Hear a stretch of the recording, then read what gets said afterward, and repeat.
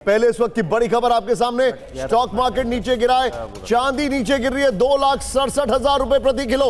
This is absolutely unbelievable. 1979 के बाद जो फॉल आया था, 1979 के बाद ये वो फॉल है। चांदी का 74 और 79, 80 के दरमियान बहुत बुरा फॉल था और फिर वो स्टैटिक हो गई थी। चांदी की डिमांड कम थी, टू बी वेरी ऑनेस्ट, मतलब इन रियल सेंस, लेकिन एक यूफोरिया ज्यादा था। मैं सीधे चलूंगा मैम, सवाल खड़ा ये होता है, क्या सरकार ने फिस्कल प्रूडेंस पर ज्यादा ध्यान दिया है, कंसीडरिंग द इकोनॉमिक सर्वे जिसमें कहा गया था कि we are going through a very bad time?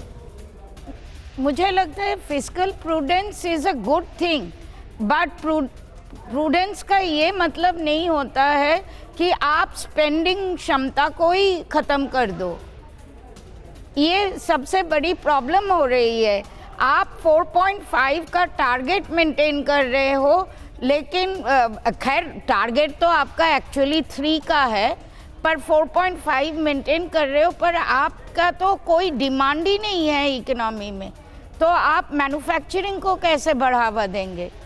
और ये बड़ा सवाल है कि फॉरवर्ड लुकिंग क्या हो सकता था और वो नहीं दिख रहा है। इस वजह से क्या दीपक जी आपको लगता है कि इस तरह की निराशा हम शेयर मार्केट में भी देख रहे हैं और जो प्रतिक्रियाएं हर तरफ से आ रही हैं कि बहुत उम्मीद वाला बजट नहीं दिखाई देता है, तो उम्मीद भी नहीं दी है? मैं थोड़ा सा I will play a little, मैं थोड़ा डिफरेंट आंसर यहां पर उम्मीद कर रहा हूं। एक दीपक जी एक चीज मुझे बताइए, let's look at the numbers. इन्होंने सेमीकंडक्टर के ऊपर स्पेंडिंग कर रहे हैं, which is very very good, very good. कई कॉरिडोर्स बना रहे हैं, ये पहली बार हम देख रहे हैं 7 हाई स्पीड रेल कॉरिडोर्स बना रहे हैं। फिर उसके बाद हम क्या देख रहे हैं, ये हमें इग्नोर नहीं करना चाहिए, उन्होंने कई क्रॉप्स को एक्स्ट्रा प्रमोट करने की बात की गई है, जिसमें अभी तक हम सोचते नहीं थे। कोकोनट है, कोको है, कैशू है, कोको, आई मीन सैंडलवुड है इसमें जी, एब्सोल्युटली सैंडलवुड है।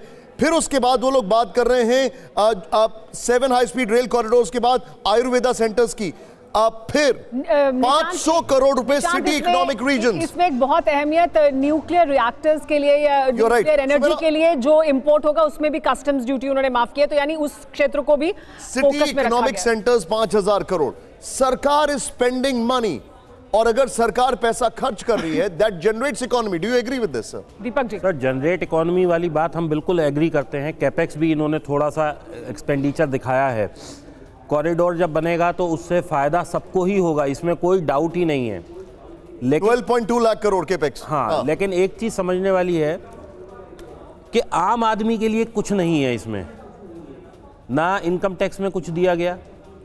स्टॉक मार्केट पे इस वक्त लोगों का बहुत ज़्यादा रुझान है, क्योंकि लोगों के बिजनेसेस डाउन जा रहे हैं, तो people have diverted their money in stock market. और ये हमने एक जो रुझान है ये देखा है पिछले 5 साल में, पोस्ट कोविड ये देख ही रहे हैं हम लोग।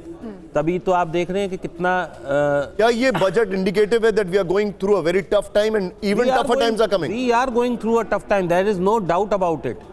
ये जो आप रोज मिस्टर ट्रंप को सुन रहे हैं कि भाई वहाँ शटडाउन हो रहा है, वहाँ पैसे की तकलीफ हो रही है, तो इम्पैक्ट तो हम पे आना है। We are a part of global economy now. Sanjay ji, AI को लेकर नथिंग वेरी टेक्टोनिक? नहीं, nothing very tectonic. And I think थोड़ा जो इन्होंने किया है कि जो एजुकेशन पे थोड़ा सा फोकस किया है इस बजट में, वो एक थोड़ी सी अच्छी चीज है। हमारे क्रिएटर इकोनॉमी को थोड़ा सा बढ़ावा दिया, क्रिएटर इकोनॉमी को बहुत बढ़ावा दिया। सुमेरा, 2 लाइंस में बोलूंगा, उसके बाद अपने जो पैनल से, सरकार ने इसका इंडिकेशन कैसे दिया था? सरकार ने स्टार्टिंग में कहा, निर्मला सीतारमण ने, reform over rhetoric, people over populism, यानी सीधे तौर पर उन्होंने ये कहा कि हम फाइनेंशियल प्रूडेंस की ओर जा रहे हैं। सुमेरा जी हाँ, लेकिन संजय जी, जो मेरा सवाल है आपसे वो ये कि सरकार कुछ क्षेत्रों में पैसा डाल रही है, क्या उससे बूस्ट मिलेगा अर्थव्यवस्था को, जिस तरह के बूस्ट की जरूरत है इस बुरे समय में?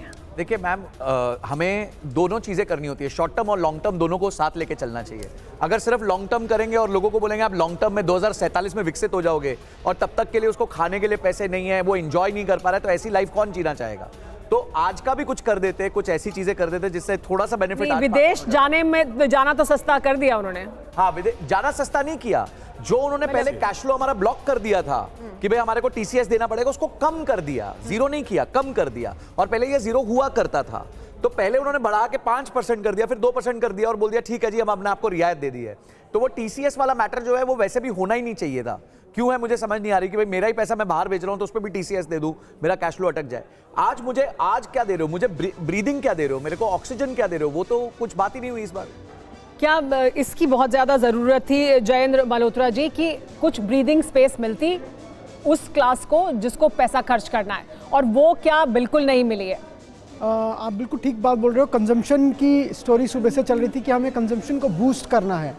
मुझे तो बजट में कुछ ऐसा लगा नहीं जहाँ पे कंजम्पशन को बूस्ट करने वाली बात करी गई है। हाँ, डेफिनेटली 2-4 चीज़ें बड़ी अच्छी लगी हैं, जैसे अगर मैं एक टैक्स पेयर हूँ और मेरे को लगता है मेरा टीडीएस ज़्यादा कट रहा है तो मैं असेसिंग ऑफिसर को एक चिट्ठी लिखता हूँ, फिर असेसिंग ऑफिसर टाइम लेकर मुझे एक लेटर देता है कि आपका टीडीएस कम कटना चाहिए। अब सरकार ने बोला है आप एक काम करिए, एक छोटा सा ऑनलाइन फॉर्म भरिए, हम आपका टीडीएस कम कर देंगे।